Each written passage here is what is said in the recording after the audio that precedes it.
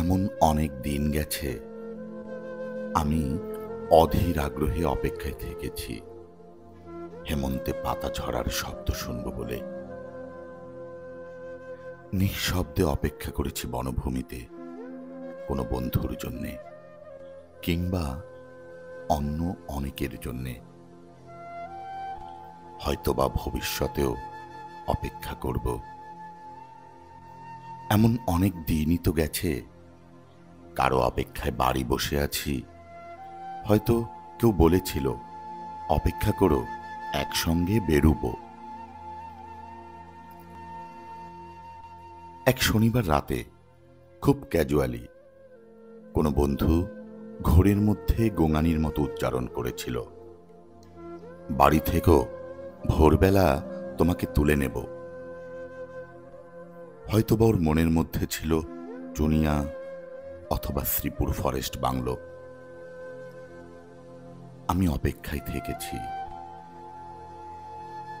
যুদ্ধের অনেক আগে একবার আমার প্রিয় বন্ধু অলোক মিত্র ঠাট্টা করে বলেছিল, জীবনে তো কিছুই দেখলি না, নুজ পিঠ পানশালা ছাড়া। চল, তোকে দিনাজপুর নিয়ে যাব। কান্তজির মন্দির ও রামসাগর দেখবি, বিরাট গোলাকার চাঁদ, মস্ত খোলা আকাশ দেখবি, পলা ও আধিয়ারদের জীবন দেখবি। গল্প টল্প লেখার ব্যাপারে কিছু উপাদান পেয়ে যেতেও পারিস। তৈরি থাকিস, আমি আসব। আমি অপেক্ষায় থেকেছি। আমি বন্ধু, পরিচিত জন, এমনকি শত্রুর জন্যেও অপেক্ষায় থেকেছি। বন্ধুর মধুর হাসি আর শত্রুর ছুটির জন্য অপেক্ষায় থেকেছি। কিন্তু তোমার জন্য আমি অপেক্ষায় থাকব না, প্রতীক্ষা করব। প্রতীক্ষা শব্দটি আমি শুধু তোমারই জন্যে খুব যত্নে বুকের তরঙ্গে তুলে রাখলাম।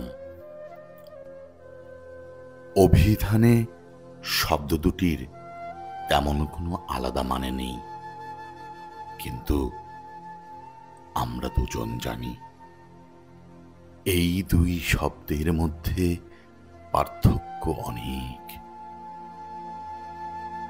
অপেক্ষা একটি দরকারি শব্দ, আটপৌড়ে, দোতনাহীন, ব্যঞ্জনাবিহীন, অনেকের প্রয়োজন মেটায়। প্রতীক্ষাই আমাদের ব্যবহার্য সঠিক শব্দ। অনুমান অপর শব্দটি আমাদের ব্যবহারের অযোগ্য। আমরা কি একে অপরের জন্যে প্রতীক্ষা করব না? আমি তোমার জন্যে পথ প্রান্তে অসত্যের মতো দাঁড়িয়ে থাকব। ওই বৃক্ষ অনন্তকাল ধরে যোগ্য পথিকের জন্য প্রতীক্ষমান। আমাকে তুমি প্রতীক্ষা করতে বলো, আমি ঠায় দাঁড়িয়ে থাকবো অনর বিশ্বাসে। দাঁড়িয়ে থাকতে থাকতে আমার পায়ে শিকড় গজাবে। আমার প্রতীক্ষা তবু ফুরবে না।